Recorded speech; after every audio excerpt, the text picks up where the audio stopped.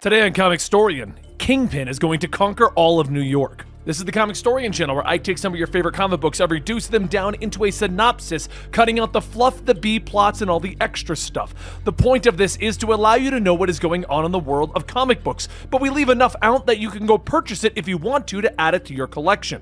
All alterations to the panels, text, and images are to prevent copyright problems, and all art is owned by its respective companies. Today we're going to begin our long-form Devil's Reign coverage, which is the continuation of the Daredevil storyline that we've been covering here. At the end of Daredevil, Daredevil was back in New York and finding his way as Daredevil once again. Kingpin then went to one of his compounds where he discovered a file which should have revealed Daredevil's identity to him, but he was unable to see it due to Daredevil wiping out everyone's ability to know what his identity is. Kingpin is now taking some extreme measures, making being a vigilante a criminal offense. But all of that will be explained as we go into Devil's Reign issues 1 and 2. Then, according to the reading order, we will then go to the Woman Without Fear, which is the Elektra storyline 1 and 2. So let's get into Devil's Reign. If there's one thing that Daredevil knows, it's hatred. Hatred for a very peculiar man. His piousness, his outdated sense of morality. The thing that he always falls back to is this man's hypocrisy.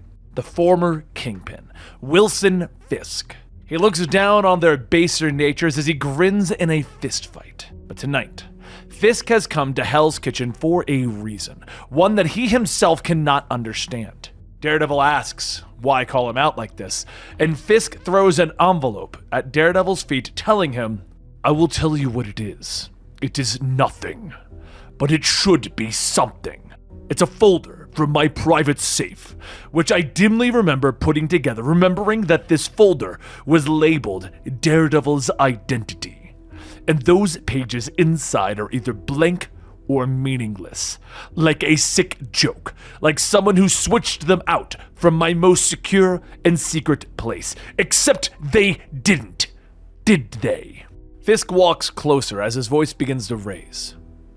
"I can feel it! You did something! You're behind this! Who are you?" Daredevil laughs as he fires his grappling hook, telling him, "Sorry, Wilson, it's called a secret identity." The next day, Fisk calls a press conference, one where he tells the people of New York that they have suffered through wave after wave of attacks, all because of superheroes. The reign of dark aliens, all because Spider-Man infected their planet with one of them. The hordes of trolls and ice-strewn beasts that destroyed their homes, all because they let Thor into their world. They allow these unnatural monsters in capes and bright colors to reign free in a city of good people. People trying to live their lives. And when they dare hold them accountable for their crimes, like the murderer Daredevil, they get preferential treatment, a slap on the wrist. That is why he has been working for the last few weeks on a draft that he is calling the Powers Act. Recently, their friends at the federal level wisely outlawed unsanctioned superhero activity for those under 21 years of age. Any individual who exhibits a use of powers deemed superhuman or commits acts of destructive vigilantism will be charged as a threat. Those people are not better than us, not better than the hardworking people of this city. They wish to help society?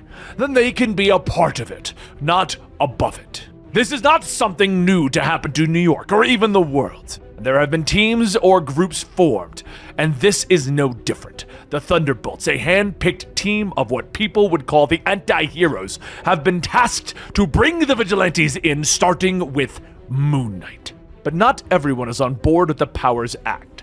The Brooklyn Spider-Man Miles Morales, even though he is under the age of 21, still helps where he can, and people are thankful for that.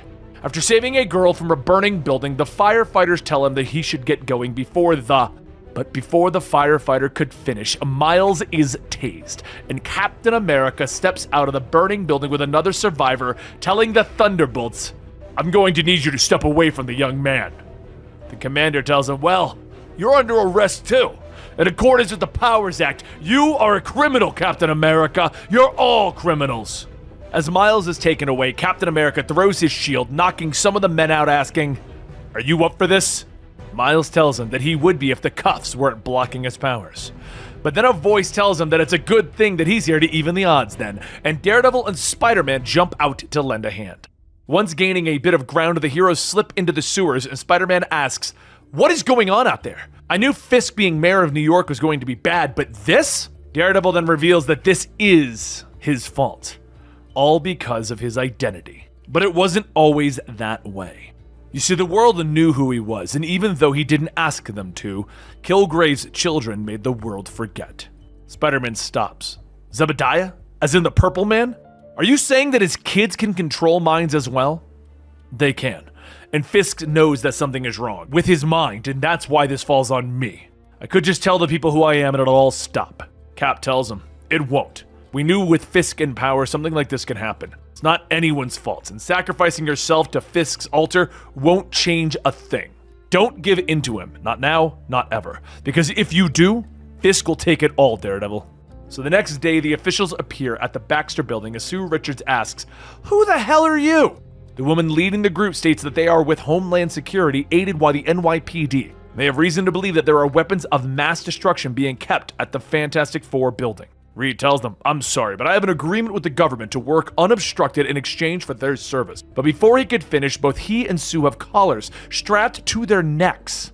Doc Ock tells them, "These power dampeners are a necessity for those such as yourselves. Now you'll be coming along." Sue knocks one of the agents away, stating, "Like hell we are!" And she manages to hit a switch on a computer, yelling out, "Code X7!" And upstairs, the Thing says to himself, "Oh, nuts, this is bad." Just then, thunderbolts kick in the door, telling everyone to turn around. And before they even give him a chance to actually comply, they open fire. Thing shields Val and Franklin, the children of Sue and Reed, and then glares back as they shot at kids. He begins to beat the men down, asking, "Did you really just shoot at kids? You're lucky that I got responsibilities and don't stick around to clobber you some more." But as Ben and Johnny escape with the children in another part of New York, Luke Cage and Jessica Jones try to get by while not drawing much attention to themselves, with Fisk's act making waves. However, as an explosion goes off in the streets, the two quickly jump in to help save people from an overturned bus. And just as they do, Shocker is there to take them in. He tosses a pair of power dampeners on them, telling them that the Thunderbolts are in control. "Go ahead and put these on." Luke crushes them. "Yeah, that ain't happening." Shocker sends out a shockwave, telling him, "Okay, the hard way it is." And while Shocker is destroying everything in his path, Luke walks through the blast, grabbing Shocker by his power gauntlets, squeezing them so tight, asking, "You think because you have a badge now it means something? It just means that you graduated from trash to official trash." With the crowds now surrounding them with their phones, Luke tells everyone, "Wilson Fisk is a gangster and a fool. A big man who's small, who needs to show his power. This isn't about superheroes, it's about a man with his grip around all of you. He makes it sound like he's loosening it, and that you're all just gonna get in trouble. But the kind of trouble that's going to show him that it's us who actually gave him the power. I might not be Captain America or Mr. Fantastic. I'm just a New Yorker like all of you. And if someone's in trouble, then we do what New Yorkers do. We help." Later that night, Luke and Jessica begin to pack, trying to find somewhere to lay low for a while when they see Tony Stark standing outside of their apartment. Jessica says that if this is his idea of not drawing attention, then maybe he shouldn't have driven up in an expensive car. Tony tells them that they've got to take down Fisk, but to do it, they're going to need to do it legitimately, the old-fashioned way, with a ton of money and a candidate. Tony Stark is going to run for mayor. As Tony begins to go over his plan, though, elsewhere, Kilgrave is sitting in a tube demanding to be let out. Fisk walks up holding a folder, asking if he knows what this is. "It's power. It's a common misconception, but my ascension was never about my fists or strength of body. It was about knowing things, having people bring me their secrets. Over the past decade, I've amassed files on anyone who mattered, friends and rivals. From those on the top to the young scrappers who dared to flex. Secret identities, forbidden triumphs, cover-ups, and loved ones. And now I'm using them all, practically giving them all away because I am in my endgame. But that's the funny thing about me, this file. There's nothing on you. Your children want you dead and you have no loved ones. You have nothing." Kilgrave laughs. "I don't need anyone. Everyone does what I want. Now open this thing and I'll show you." Just then the tube opens and Kilgrave tells him, "I'm going to need a favor, Fisk. Kill yourself." But before Kilgrave could finish, Fisk grabs him by the throat. Now, Zebediah. You should know that mind control doesn't work on me. My will is too strong. Fisk takes out his knife and begins to stab Kilgrave. You've squandered your gift. Perhaps it's time for someone more worthy to possess it. Behind the scenes of it all, there is even more at play. Someone pushing Fisk to become president. With the outlaw of costumed heroes across New York, many of the Avengers have found themselves with their backs against the wall. As Mayor Fisk is deploying his Thunderbolts to arrest anyone who wears a mask, Luke Cage, Jessica Jones, and Tony Stark have come up with a plan to take Fisk out by winning the upcoming election. But the heroes find strength in numbers. And Luke calls Iron Fist Danny Rand to not only bring him onto their side, but to make sure that he's doing okay. Danny tells them that he isn't too worried about it. He isn't Iron Fist anymore. If anything, it's them who should be worried about things. But before they could even get off the phone, Crossbones breaks into Danny's office, forcing him to fight back. As the phone disconnects, Jessica asks if they can get to him but Tony says that Danny is 30 blocks away and all of his suits are on lockdown as the government officials tried getting in. If they're going to help Danny in the city, they need Steve and the rest. Meanwhile, at the mayor's office, Fisk looks up from his desk to see Elektra in the shadows. She tells him that he knows none of this will stand, that the people that he is up against have the power of gods. Fisk laughs, telling her that if those people do attack, then the true power, the people, they will remember. I'm just tired of all of you and your ridiculous costumes, thinking because you have freakish lives resulting in freakish powers that you could do whatever you wish. Elektra grips her sigh, and Fisk notices. So that is why you've come, because you're a killer. But there's a problem. You can't. You're playing a long game with the real Daredevil, which means no killing. See, I've amassed a fortune of information. Your file, I gave it away to an eager recipient. Someone who specifically asked for the challenge of the great Elektra. They had one request for me to tell you. They'd like you to meet them where you first tried to recruit the original Daredevil to the hand. Now go to them. Elektra tells herself that he knows. He knows what she did, how she betrayed Matthew. And if he finds out, she'll lose everything. Meanwhile, at this time, over at the Daily Bugle, Spider-Man sits outside trying to figure out a plan of attack. He was told to come alone, but this was Peter's place, not Ben Reilly's. Ben pulls down his mask, stating that it doesn't matter. When the people are in danger, Spider-Man runs to them. Inside the Bugle, Robbie tells his captors that they can have him. Just let everyone else go. And the captor laughs, telling him that that was a classic hero move. But we're good. We'll wait. Ben climbs in through a window and Taskmaster turns back, telling them, all right then, let's get this party started. And nothing personal, Spidey, but the man who hired me wanted a complete file. Rumor has it that whoever is under that mask works here. As Taskmaster gets ready to attack, Ben looks past him and Whiplash, staying back to keep the hostages together, which means maybe. But back at City Hall, down in the sub-basement, Doc Ock says this is the best he can do. It was only ever a rumor that Victor Von Doom controlled the world using Zebediah Kilgrave. This device that they have Kilgrave in will be able to coerce people within New York, but not control them. Fisk tells him, that is enough to win the city. I'll handle the rest. As Fisk waves his cane at Doc Ock tells him, sorry, but I made sure that I was well protected from the Purple Man influence with special neuro blockers. My part of the deal is done. Fisk watches Doc Ock leaving, telling himself, the more money a candidate spends on advertising, the more votes they are going to get. This device is no different than a flurry of ominous commercials, pushing citizens to vote out of fear. I won't lose this election. I won't lose this city. But over in the basement of the Avengers mansion, Tony walks in stating that he hasn't been down here in ages. And as everyone else walks in, Luke says that they need to talk about the plan, about him running against Fisk. Tony says that it's the cleanest way to win. What else are they going to do? Overthrow the mayor? Miles tells him it's not that. They just don't think it should be him. Jessica tells him no offense, but rich dude versus rich dude doesn't seem like the best path to victory. Luke says that Iron Man is a hero, but Jessica is right. Fisk will twist things and we're worried that you won't come out on top. That is why I should be the one running. Tony asks how does that even make sense, but Cap tells him that his speech the other day inspired people. To win an election, you need to inspire. Luke pats Tony on the shoulder. This isn't about ego. This is about beating Fisk. We cool? Tony tells him, yeah, not a problem. And back at the Bugle, Ben Reilly Spider-Man is struggling with Taskmaster when he tries to separate them, and Whiplash from the hostages. Ben calls out to Whiplash asking, "Aren't you supposed to be an A-lister now?" Says, "When do A-listers only watch someone kill Spider-Man?" Whiplash yells, "I am an A-lister!" And he charges in with Taskmaster shouting, "You idiot, he's goading you!" But as Whiplash gets close, Ben allows himself to get ensnared by the electrical cables to knock Whiplash out, but not before receiving a shock of his own.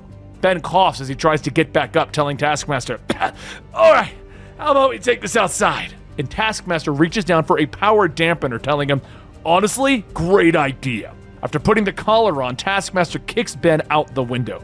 Feeling his powers being sapped and frantically trying to shoot webbing onto a building, he finds that without his strength, the webbing just slips through his grasp. He screams, hoping for something or someone to save him, but slams back first into a car in the streets. As he's taken in by the Thunderbolts, over at the Baxter building, Doc Ock has been working towards his own goals, with Reed Richards' interdimensional gate. As the twisted versions of Hulk, Wolverine, and Ghost Rider step out through the portal, Doc Ock says that Fisk can control the city. "My plans, as ever, are superior." All right, now that we covered Devil's Reign 1 and 2, we're going to follow the reading order. It states that Daredevil, Woman Without Fear is next, which is the Elektra storyline. So let's cover Elektra 1 and 2. She stood face to face with a monster, and she slays monsters. It's what she does. It should be easy. But Elektra made a promise to shackle herself, to be Daredevil. So now she stands in front of Wilson Fisk, and she doesn't know what to do. But he does. He talks about files, things that he's gathered over the years on everyone, friends and enemies. Her file? He gave it away. And the person who received it wanted one extra thing from Fisk, for him to give her a message. He'd like you to meet him where you first tried to recruit the original Daredevil to the Hand. Elektra remains silent at this information because Fisk knows. Fisk knows everything. Back then, Elektra was supposed to deliver the Daredevil to the Hand. Supposed to. But something else happened. Love happened. Even as Matt wanted her to stay with him so that they could go to the Avengers mansion together, Elektra knew that she couldn't go. Not yet, at least. She needed to meet this mysterious man. So the next day, Elektra went to Columbia University where she met Matthew. But while second-guessing herself for even coming here, Elektra hears a voice call out to her. An old friend named Goldie. He tells her that he became an assistant DA and the university invited him to give a lecture. Maybe they could grab a cup of coffee and catch up on old times. Elektra knows that she shouldn't. Someone is out there watching. But when she sees Goldie's smile, she says that she'd love to. Maybe it'd be nice to swim in his nostalgia for a while before reality comes crashing down. So the two of them have a seat and they exchange life stories. Most with Elektra omitting a lot of her darker side. But just then something catches her eye and she looks out of the way to see a woman crossing the street and gets up stating that she needs to go. With nobody looking, Elektra sneaks into an alleyway, changing into her costume, thinking about the woman that she saw. She met her when she was maybe 17. She was training when a young girl watched her, asking, "Why is it that she always yells every time that she strikes?" And Elektra said that it was a release. It gives her more power in the follow-through. The young girl looked at one of the wooden posts that Elektra broke, pulling a splinter out, stating that it gives away her location. It gives away her weakness. All strikes should be unnerving to their opponent, with no trace of effort. The deadliest things in the world are silent. Elektra begins to swing and the girl effortlessly dodges every attack, and after taking the splinter, she pokes Elektra in the back of the neck. Elektra loses all feeling as she falls to the ground, asking what did she do, and the girl kneels down, taking out the splinter, telling her that Stick failed her. She's here to help train her. Elektra set up asking who was she, and the girl told her that her name was Akka, and she represents a group known as the Hand. That's it. Akka knows everything.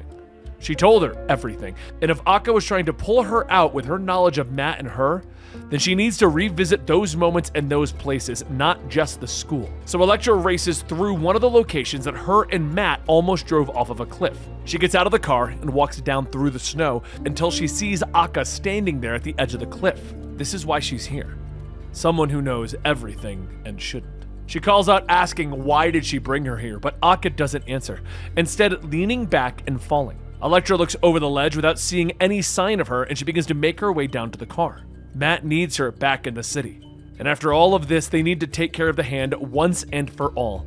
Anything else beyond that is a distraction at this point. She begins to drive back into the city to meet everyone back at the mansion. But suddenly a deer wanders into the road. She swerves to miss it, but the car spins out of control, crashing through the guardrail. She coughs as she crawls out from underneath her overturned car, asking how. She corrected the skid. She shouldn't have. But then she sees a dart in the tire. Akka doesn't want her to leave. Akka doesn't want her to meet with the other Avengers and figure out how to handle Kingpin, because Elektra has a focus right here. After grabbing her mask, Elektra runs into the forest searching for this woman, but she feels something shift in the snow and she jumps back, avoiding a net trap. A net like this isn't Akka's style. At that moment, another dart is blown from a blowgun and it plinks off of Elektra's side. And she asks, "Where the hell are you?" And a man from the shadows tells her that he is someone looking for a challenge, a world bereft of them. "My name is Kraven, little assassin, and I hunt." The air becomes still as the snow falls all around them, and Elektra says that she knows him well, but she is not some flippant Spider-Man for him to chase. Why is he doing this? Kraven smiles, stating that he is a man looking for a challenge. "You are one of the world's deadliest assassins, with an ocean of blood at your hands. Do I need any more reason to hunt you?" He charges forward with his knives, hardly giving Elektra a chance to block, and then he delivers a punch, knocking her back. She manages to kick back, but as Kraven wipes the blood from his lip, he tells her that Fisk said that she was a part of a dark group called the Hand, intent on bringing her lover Daredevil into it. But even murderers hesitate when their hearts are at stake. No, because there is so little of their hearts left, precious sacred remnants. You will stay until one of us has won, because if not, your Daredevil will know all. This was Elektra's greatest fear, telling Matt about how things were supposed to be. But the night before she left to find the man who had her file, she knew that there could be no more secrets between them, and she had to tell Daredevil everything. So she strikes, but Kraven grabs a hold of one of her sides, throwing her off, and Elektra says that he has no hold over her. The devil already knows everything about her. Kraven scoffs, telling her, "You are bluffing!" But then the police arrive to investigate the crash from before, and Kraven looks back at her. "You aren't bluffing. Looks like I'll need another insurance policy to keep our game going. Something golden." Before Elektra can give chase, one of the officers yells for her to freeze, shooting a shot grazing her leg. The officer inches closer, telling Elektra to stay down, but once he's close enough, she kicks the gun out of his hands, catching it, turning it back on him, firing a single shot. She runs up the hill to the police car, speeding off, telling herself that Kraven isn't an amateur. He won't kill Goldie. Not until he needs to. But once back in the city, she goes to the DA's office hoping to find Goldie, but when she gets there, she finds Goldie's office has been flipped upside down. She looks back to see a note stating, "Another coffee?" And Elektra knows that Kraven is watching them. This means that she needs to get back to Columbia University. But before she could even leave, Fisk's Thunderbolts storm the office, shouting that they have a mask on 11. "Bring in the backup!" They open fire, with Elektra realizing that Kraven planned this. With her leg, she's slow but not as effective. No doubt Kraven was expecting this, setting her up and letting these agents weaken her for the kill. But if she can go months in the desert without water, she'd still be strong enough to stop him. After knocking out the security, she runs, jumping out the window, using her grappling hooks to swing through the city until she gets to the university. She walks through the campus with Kraven stepping out with Goldie as his hostage, asking, "Shall we finish this then?" Elektra tells him absolutely, but let's make sure that it's just the two of us. She glances up at Akka, who is watching over, and Kraven laughs, throwing Goldie aside. "Of course! The lawyer was just to make sure you did not get distracted by other missions." As Elektra hears the sirens approaching, she says that he should have set this somewhere else. The city is too dangerous for superpowered people right now. Kraven smiles, reaching into his pouch, telling her, "On the contrary, I've never felt safer. Mayor Fisk didn't just give me your file. He gave me the law." And Kraven places the Thunderbolt badge on his vest as he charges in with both knives drawn, going straight for the kill. And there you have it, the beginning of the Devil's Reign event. Devil's Reign 1 and 2, and then Daredevil Woman Without Fear 1 and 2. Next week, we'll be back with Devil's Reign, Moon Knight, and Villains for Hire. So I hope you want to stick around and check that out. Make sure you like, subscribe, hit that notification bell, and join us over at Patreon for early access. See you next time.